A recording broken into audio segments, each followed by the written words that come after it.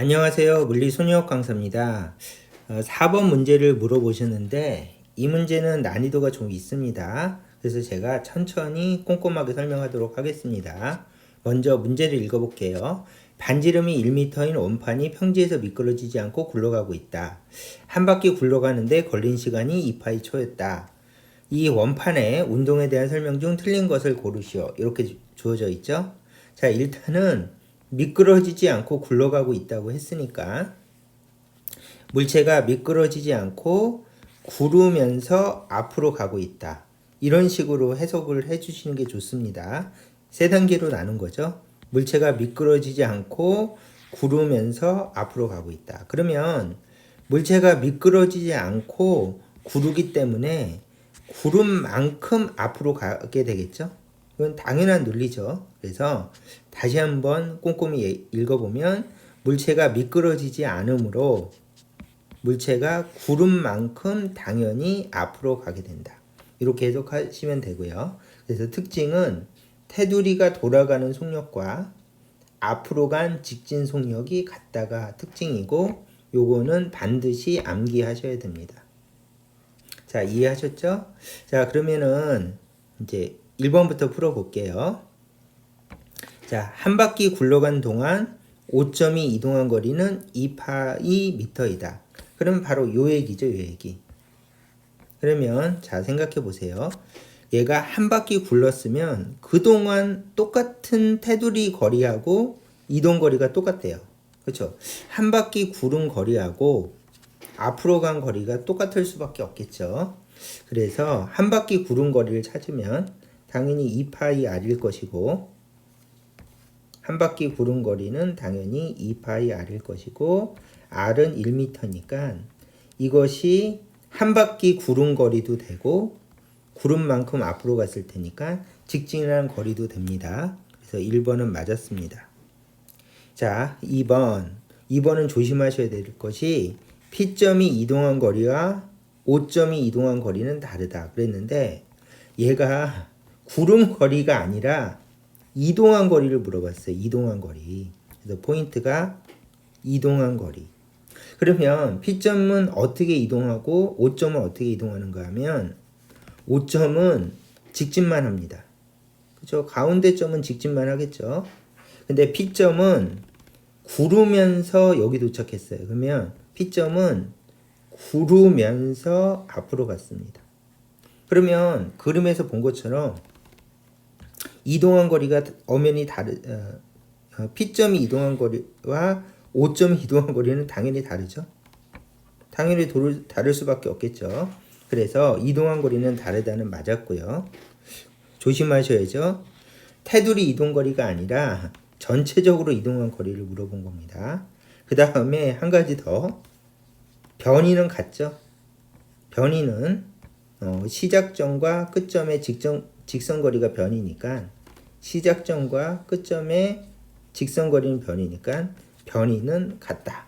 그래서 2번은 좋은 얘기고 깨알같이 변이는 같다. 이렇게 해주시면 다른 문제 풀 때도 사용하실 수가 있습니다. 자, 3번 P점이 이동한 거리와 Q점이 이동한 거리는 같다. 이렇게 돼 있죠. 그러면 얘를 두 단계로 나눠서 설명해 보겠습니다. 보세요.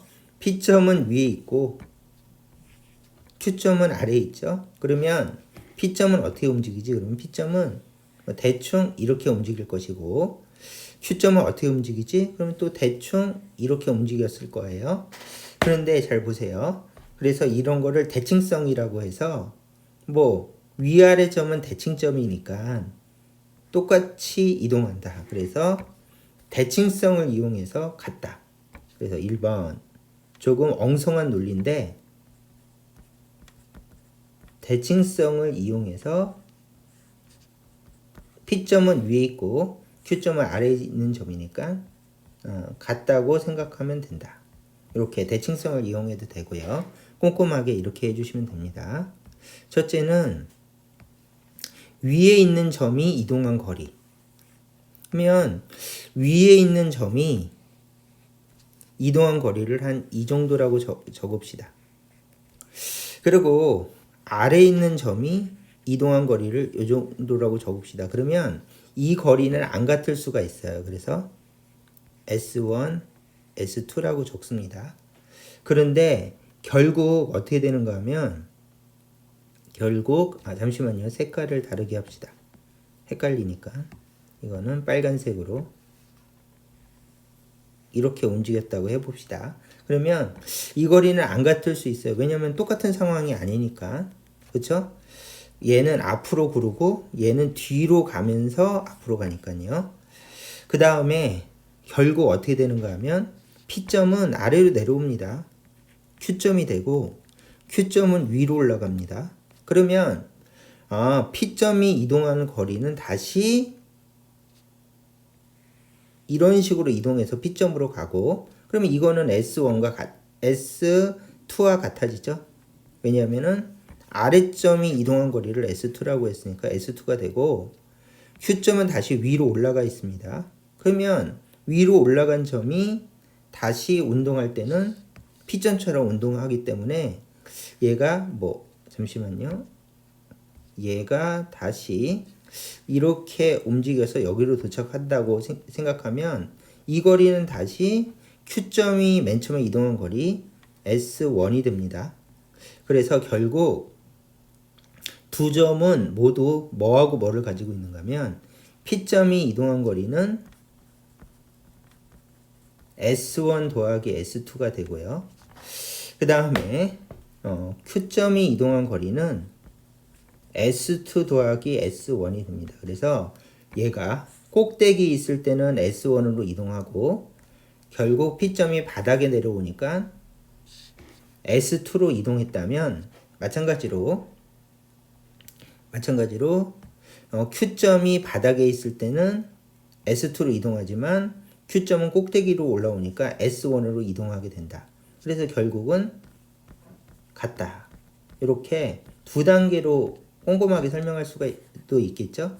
그래서 대칭성을 이용해서 그냥 좀 대충 위아래 대칭이니까 이동거리가 같을 거야 이렇게 생각하셔도 되고, 이런 식으로 두 단계로 나눠서 꼼꼼하게 설명하셔도 됩니다.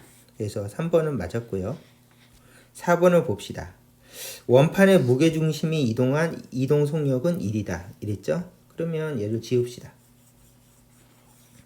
지우고 5점이 바로 무게중심이죠. 그러면 5점이 이동한 거리는 직진만 해요. 그러면 아까 구했죠? 이 거리는 2파이 미터이고 시간은 2파이 초래요. 그래서 시간이 2파이라면 속력은 S 나누기 T에서 2파이는 1m/s이다. 그래서 4번은 맞았습니다. 자, 그럼 마지막으로 5번. 굴러가기 시작하는 순간 POQ의 속력을 이거라고 할 때 이렇다. 이렇게 얘기했죠. 근데 요거는 살짝 함정인 게 굴러가기 시작하는 순간, 그 순간 속도를 얘기하는 거예요. 순간 속도.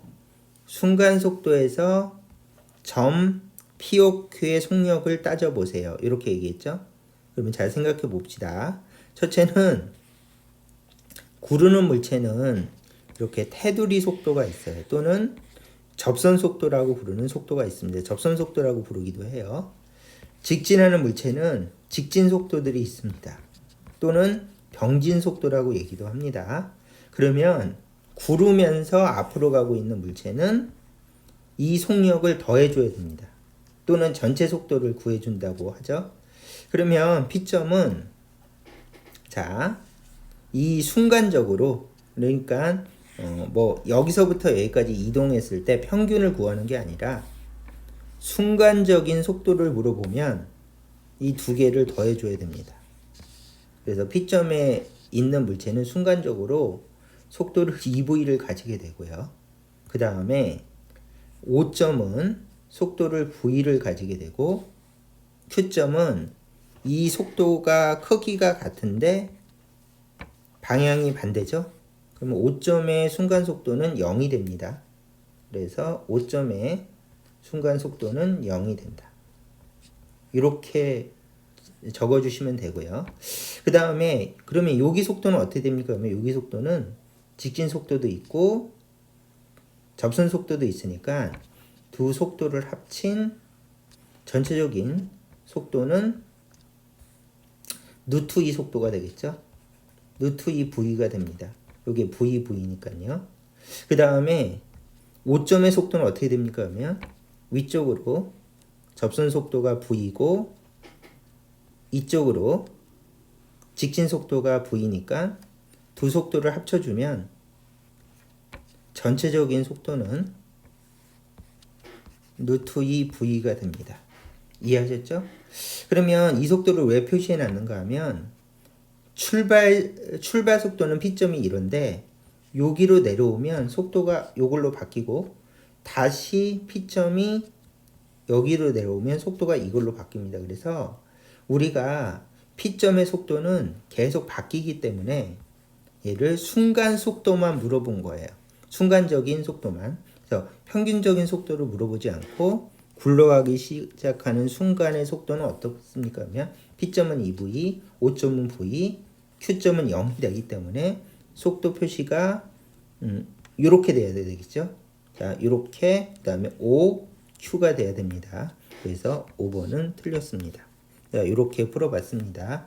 난이도가 좀 있는 문제라서 꼼꼼하게 설명해 봤습니다. 자, 이 문제는 여기까지 하겠습니다.